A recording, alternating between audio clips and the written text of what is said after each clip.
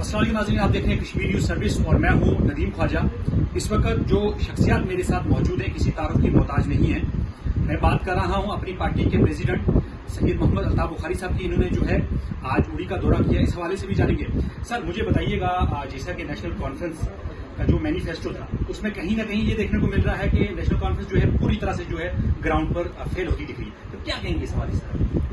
देखिए, दो चीज़ें हैं। जैसे आप कहते हैं कि मैनिफेस्टो की इम्प्लीमेंटेशन के बारे में अगर बात की जाए तो आप बिल्कुल सही है। नेशनल कॉन्फ्रेंस वाले कहते हैं हमारे पास 5 साल है। मेरा मानना है well begun is half done. इनका वेल बिगन नहीं हुआ। मैं इनसे कहूँगा कम अज़ कम नौकरियाँ आपने पहले 3 महीने में ही कहा था, वो 5 साल का नहीं आपका वादा था। जो बिजली की 200 यूनिट या 300 यूनिट की बात जो की थी वो भी पहले ही महीने का आपने कहा था। गैस सिलेंडर भी पहले महीने का कहा था। पेंशनर्स का पेंशन भी पहले, डेली वेजर्स का आपने कहा था 30 दिन में कर देंगे। तो ये चीज़ें तो आप कर सकते हैं, करिए, बराई करम करिए। अभी भी साल पूरा नहीं हुआ है, 10 महीने हुए हैं। तो ये आपके परफॉर्मेंस पे बहुत बड़ा सवाल का निशान है। जी अल्ताफ साहब, मुझे बताइएगा, जो स्टेटहुड के हवाले से जो नेशनल कॉन्फ्रेंस इसको कह रही है कि स्टेटहुड में मैक्सिमम चीजों तो इनके हाथ में है, सिर्फ होम और पुलिस को छोड़ के, तो क्या कहेंगे आप इसमें? देखिए, स्टेटहुड हमारा हक है, मैं नहीं कहता हूं कि हक नहीं है, लेकिन ये अगर नेशनल कॉन्फ्रेंस को ये लगता है कि वो अकेले ये ला सकते हैं, जब तक ना हम सब इकट्ठे हो जाएं और दिल्ली को एक्सप्लेन करें ये हमारा हक है और उनको कन्विंस भी करें, तभी वापस आ सकता है। वरना दिल्ली का वादा ही पूरी ही रहेगा। ऐसे काफ़ी वादे दिल्ली ने किए हैं पार्लियामेंट में। एक वजीर आजम हिंद था जिसने कहा था प्लेबिसाइट कराएंगे, क्या हुआ आज तक? जब मैंने 2020 में ये कहा था, जब जमात बनी तो मुझे कहा गया था ये उनको बेल आउट कर रहा है, इनको तो देना ही है। क्या दिया? अब ये भी देख रहे हैं। आज ये स्टेटहुड लोगों के लिए नहीं ढूंढ रहे, मैं आपको सच बताऊं। ये ढूंढ रहे हैं क्यों? इनको प्रॉब्लम है 50 MLA में मिनिस्टर किसको बनाएं किसको नहीं बनाएं। इनको लगता है शायद स्टेटहुड से रास्ता मिलेगा, 3 की जगह और 5 बनेंगे, फिर हो जाएंगे 8 नए बनेंगे, 5 हैं तो 13-14 हो जाएंगे। इनको उस चीज़ की मजबूरी है। इनको मजबूरी है हम जैसे लोगों की पिटाई कर रहे हैं जो इनके पॉलिटिकल अपोनेंट्स हैं। वो पुलिस के बिना इनको हो नहीं सकता, क्योंकि ये पुलिस को इस्तेमाल करना तो बखूबी जानते हैं।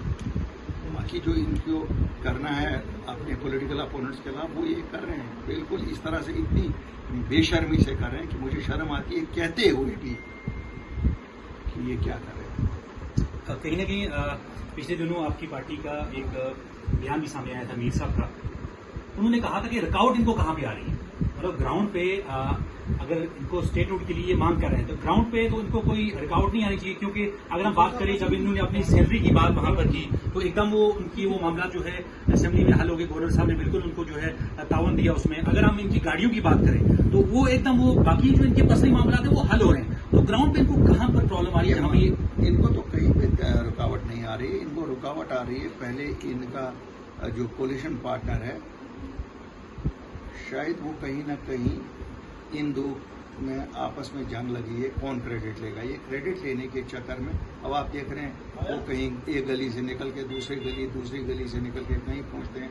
ये लोग कहते हैं हमें पता ही नहीं, हमें पूछा ही नहीं।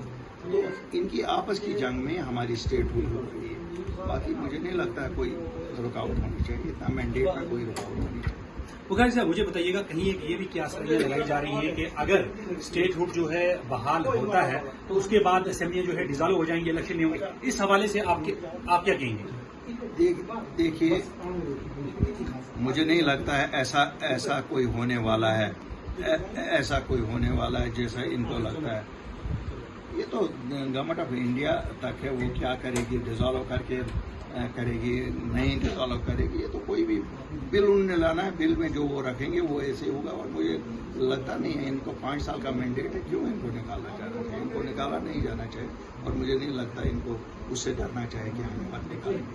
अल्ताफ साहब, आखिरी सवाल मेरा उड़ी के मुतल्लिक आपसे रहेगा, क्योंकि बहुत सारे लोगों का ये भी कहना था कि एक टाइम जो है अल्ताफ साहब ने ये कहा था कि मैं उड़ी से खुद जो है इलेक्शन कॉन्टेस्ट करूंगा, और कहीं एक लोगों ने ये कहा था कि हमारी जो उम्मीद की किरण कहीं ना कहीं जागी थी कि अल्ताफ साहब जो है उड़ी से खुद इलेक्शन लड़े। उसके बाद अचानक से दूसरी पार्टी को जो है आपने देखिए इलेक्शन कौन कहाँ से लड़ेगा ये पॉलिटिकल अफेयर्स कमेटी पार्टी की तय करती है, और पिछले असेंबली इलेक्शन में हमने वोटों का डिवीजन रोकने के लिए फैसला पार्टी का था कि नहीं साहब हमें वहाँ जो दूसरी जमात का कैंडिडेट था उसको सपोर्ट करना चाहिए, और हमने किया, और आपने देखा एक लोगों ने भी एक भरपूर सपोर्ट दिया। आगे जो पार्टी डिसाइड करेगी, अभी काफ़ी टाइम है, लेकिन मैंने उड़ी वालों से हमेशा कहा है मैं आपकी खिदमत करूँगा और वो करता ही रहूँगा। अगर मैं ये नहीं कहूँगा कि 100-200 लोग रोज़ मुझे उड़ी के मिलते होंगे, कम अज़ कम अगर मैं 300-400 लोगों से दिन को मिलता हूँ, 5-10 तो उड़ी के भी हर दिन होते हैं श्रीनगर। उसके बिना मेरा कॉन्स्टिट्यूंसी इंचार्ज यहाँ है, ऑर्गेनाइजेशन को हम स्ट्रेंथन कर रहे हैं। अगर हमारे लिए उड़ी इम्पॉर्टेंट नहीं होता तो हम क्यों करें? और देखिए ऐसा तो है नहीं, काफ़ी आपको कॉन्स्टिट्यूंसी मिलेगी कि हमारी कोई एक्टिविटी नहीं हो रही है, लेकिन जो हमारे लिए इम्पॉर्टेंट है। और आज जब हमने ये आउटरीच कॉन्स्टिट्यूंसियों से शुरू किया, डिस्ट्रिक्ट कन्वेंशन के बाद, तो उड़ी से ही शुरू किया। आप ये देखते हैं कि इसकी इम्पोर्टेंस है हमारे लिए, क्योंकि ये बॉर्डर इलाका है, हमारे अपने लोग हैं। मैं इसी मिट्टी से जन्म लिया हूँ, ये मेरे लिए बहुत अजीज इलाका, मैं इनकी खिदमत करता हूँ। बहुत बहुत शुक्रिया। ये थे हमारे साथ अल्ताफ बुखारी साहब। इनडायरेक्टली कहीं ना कहीं हमें ये पता चल गया कि अल्ताफ साहब जो है इस बार भरपूर जो है पूरी तैयारी के साथ जो है उड़ी कॉन्स्टिट्यूंसी से कहीं ना कहीं हमें ये देखने को मिल रहा है कि इलेक्शन लड़ेंगे। कैमरामैन के साथ मैं नदीम ख्वाजा, KNS उड़ी।